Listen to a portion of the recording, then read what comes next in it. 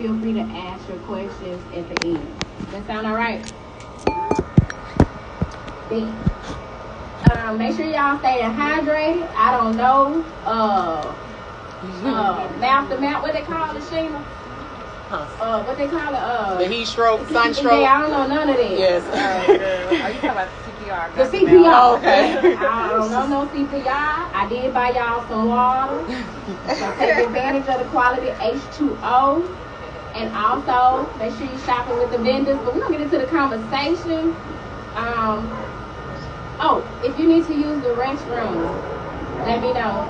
If you don't know where it is, I can show you where it is. Right from the house. But our first question is for Miss Sheena. Okay. We got a few, but I'm gonna spread them out because I don't want to overwhelm. Okay. So it says, at Sister Roots, what made you bridge the gap between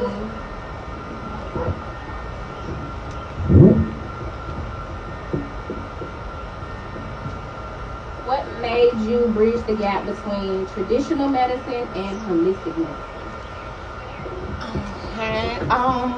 How y'all doing? My name is Sheena Butler with Sister Roots. Sister Roots Herbal Blends and Wellness. So what I do is I take whatever it is that's ailing the body, whether it's a disease, a disorder, long-term, short-term, and I treat it with natural medication. What sparked me into doing that is because by license, I am a critical care RN. I've been doing that for 14 years this year. I have been doing that. It'll be 14 years this year. And during COVID, it was October 2021, and I was on assignment at a post-COVID LTAC. I had been in San Antonio in a COVID ICU because I'd been at home not at home, but I had been out of the hospital for 3 years, and I was teaching at the time. And then my family started dying. So from March to November, we lost 9 people. And I was at home, watching the news. I had been already reading, articles from other countries about what was, about the pandemic and all of that. And the number one thing was we were treating it wrong. So anyway, when my 9th family member died, I said, okay, hold on. Because everybody who stayed at home was fine, but everybody who went to the hospital was dying. So I took a contract, I went to San Antonio, confirmed my suspicions. I came home from San Antonio, I stayed off work for a minute, and I went back in September. I went to Little Rock this time, and I ended up I was supposed to be another COVID ICU, but the numbers went down, so they asked if we would stay. And I was like, yeah, but by this time, they were being allowed to come out the vent.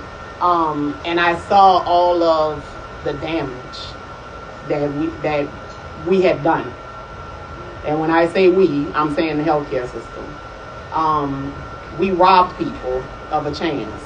We stripped their bodies down to the bare minimum, and then we told them that it was something else.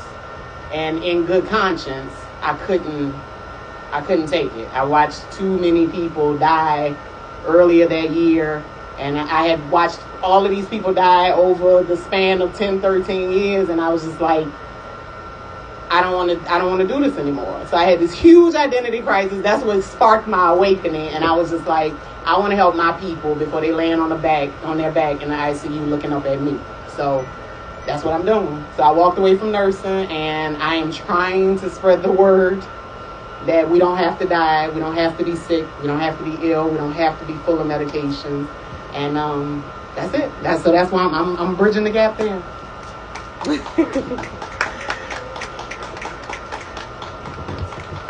I love that because I was wondering, what was the theme that made you shift? Because you knew me when I was super nurse. You were super nurse trying to save everybody. Yes. I've heard the stories of people with COVID in the hospital, and everybody that I know that is spiritually connected more so than religious and is a nurse had the same experience that you're describing in terms of, oh, hell no. Right. So I believe that's part of the purpose to serve. Yes. That was a really good question. Yes. So this one, I'm gonna give it to Jess. Got Jessica Bush here with Healing for the Soul, our licensed social worker, clinical social worker. And if anybody wants to jump in after just on this question, you're more than welcome to. But it says, what do you suggest for self-regulated mental health practices for Black women? Oh, I'm ready. I'm right on this. Let's go. I love this question because I love mental health, and when I tell people, they look at me like I'm crazy. Like, what is wrong with you? Why do you love to talk about trauma? Why do you love to hear about people's trauma? Because I just be cool, calm, collected. I hear it all. I was like, okay, but how's that make you feel? What are you learning? My biggest thing, the reason why, so I left corporate America in March. I was terrified. Because when you know what your money is, your insurance, everything, that stability, God keep telling me to do these things. I'm like, Lord, for real now? Like, I don't know about this. But it was one of the best decisions I made. And the main reason why I left corporate, I've been having my practice for 4 years, is to teach Black men and women the importance of rest. I know that's right. Think about this. Holidays. How many times do you see the women in your families actually sit down and eat with the family? Hustle culture, some people say grind culture, but as soon as you wake up, you hit the ground running. Nobody can survive on that. But when you literally take the time, you know what, hey, let me start waking up 5 minutes earlier, 10 minutes earlier, start to train your body and mind just to listen to your intuition and your thoughts. Because if you just wake up running, people who are anxious miss a lot. Because they miss a lot because they're in survivor mode. And when you're in survivor mode, you're pushing it. You're constantly trying to keep doing it. And especially in our culture, we are taught, we come out strong. Big mama and them ancestors, we are strong. But also with that, there's so much power in rest. Because you have to rest your body. You have to rest your mind. Because if not, it's going to catch up with you. It's going to age you. You're going to feel it. And as Black women, we tend to hold anxiety in our stomachs and our hips, which a lot of providers tend to miss. So I definitely encourage you, just staying still. Training yourself for a minute to rest. Give yourself permission to rest. Because that's a micro habit that's building a foundation to continue to trust yourself. Right.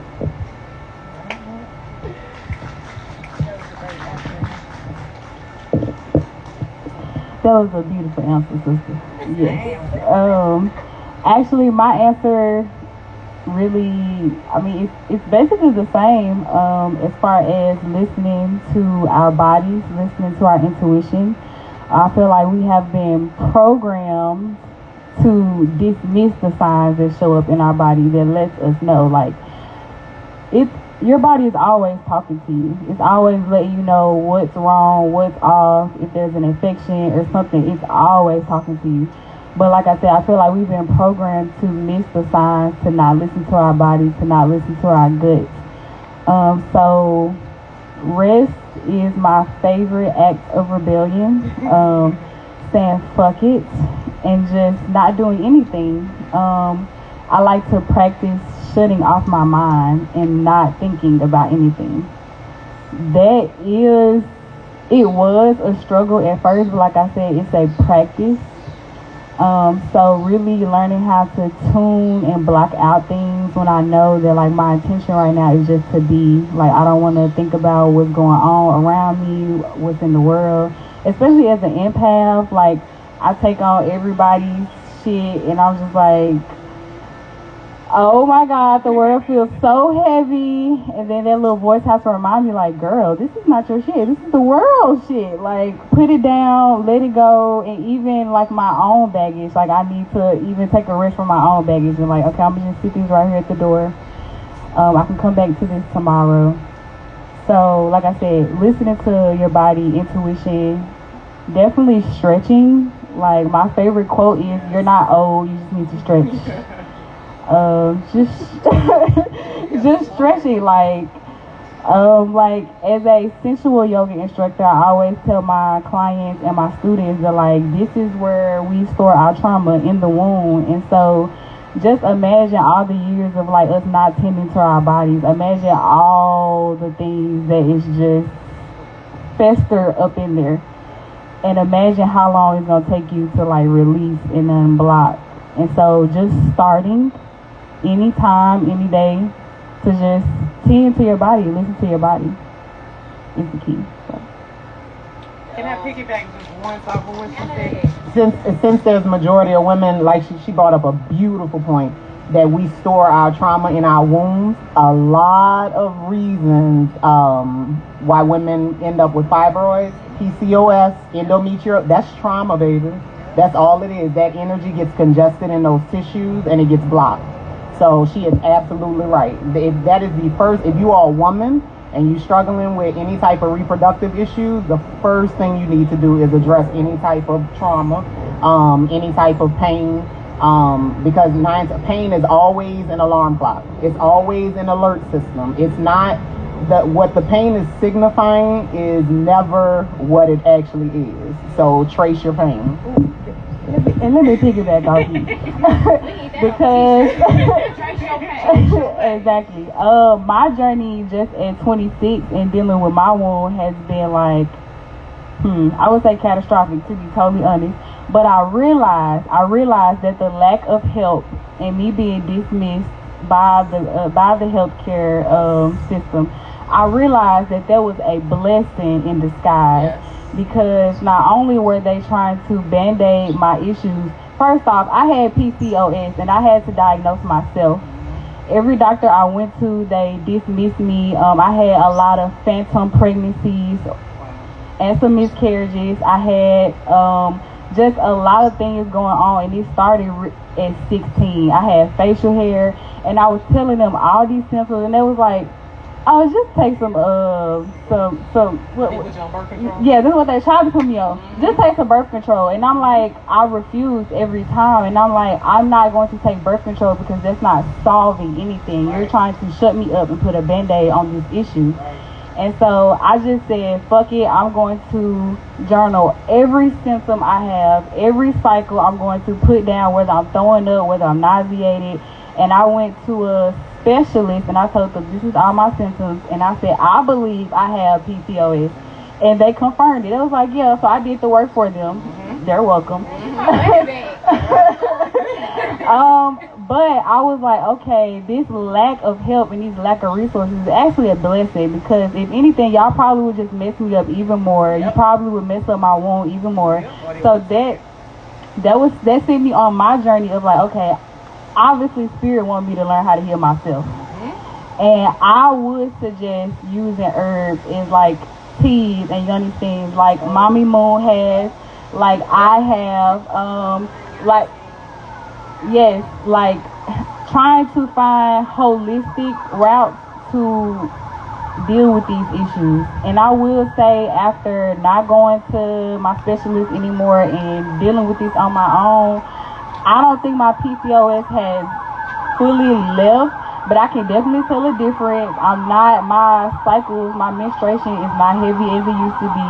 My facial hair is decreased, my skin is glowing. So I'm like, I can do this myself. With the power of the Most High and my ancestors, I can heal my body. So, girl, I might have PCOS because the way my mustache coming in these days, child. We can take care of that. Who knew? Apparently y'all, right?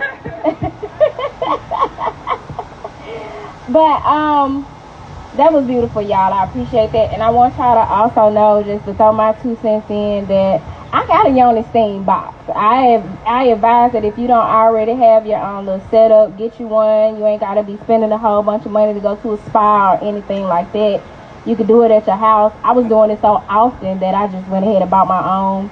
But if you are wanting to explore that, you can come over here and you can use mine. So just get with me. But it's no excuse, is the point that I'm making, because it's very important and nobody teaches us this up until now. Right? Sheena. Yes. What would you say to someone who is interested in being a holistic life coach? So the first thing that I would absolutely say is, have you dealt with your shit yet? Because you can't help you. Now, don't get me wrong. A lot of us are wounded healers, but the key to that is you address your shit. You can't exert any type of healing energy, any type of healing advice. You can't exude any of that if you're backed up. Like it won't happen. And you can always tell if you're paying attention. So what the number one thing that I would absolutely recommend is making sure your own shit is addressed, because that's exactly like this. My awakening forced me to look at it. I was in my hotel room on the floor sobbing because I was like, what the hell? Like, first, nursing was my identity. Like when I say I was super nurse, I was super nurse. I was an adrenaline junkie. I was running all of the codes. I had all kinds of certifications. Like, that was me. Put me in the game, coach. Okay? And so now I'm like, well, what the hell do I do? Because if I go back in the hospital and I give them these meds, it's like holding the legs open of a SA victim. You know what I'm saying? Like, in good conscience, I could not do it. So this forced me to look at my own shit, because first of all, why am I identifying myself with the profession? You know what I'm saying? It was never about the profession, it was all about the calling. And once I cleaned my stuff up, I could see clearly what my calling was, and then I was put in position, because you will not be moved into position if you're not ready. Your calling is too important because there's too many people who depend on you. So the universe won't allow you to just be out here giving out no raggedy shit. You know what I'm saying? So fix your own shit if you want to be a holistic healer or a coach. So each of you have some form of a coaching practice. So if you want to piggyback on that and give some information about how you offer coaching and your advice for someone interested in it,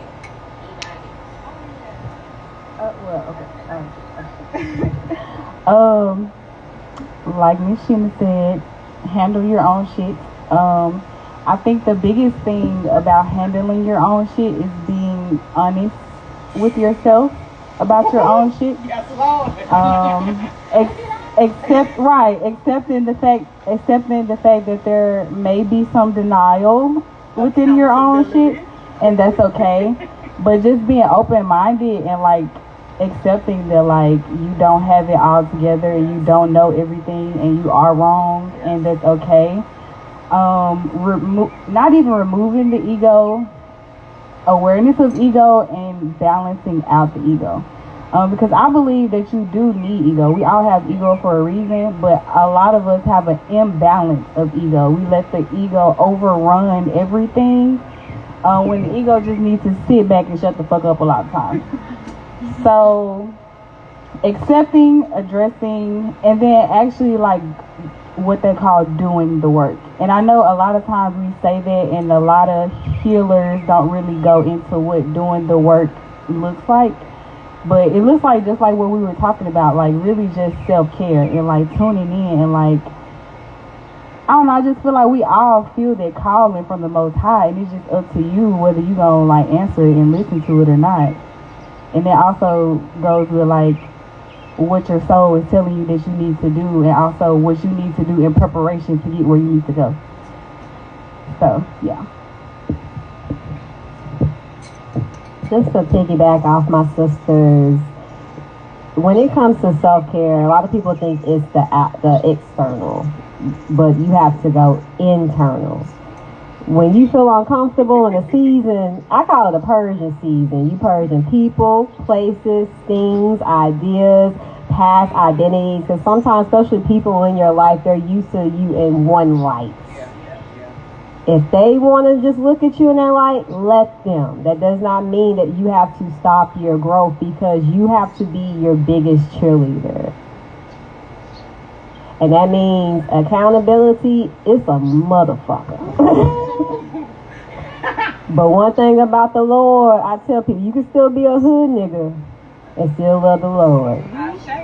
You can still be assertive and still be kind and loving to people. You don't have to be a bitch. Like, don't be a dick out here, y'all. But I'm from the country, so people from Arkansas, we talking stories, and we have a little filthy mouth too. So, but yes, thank you.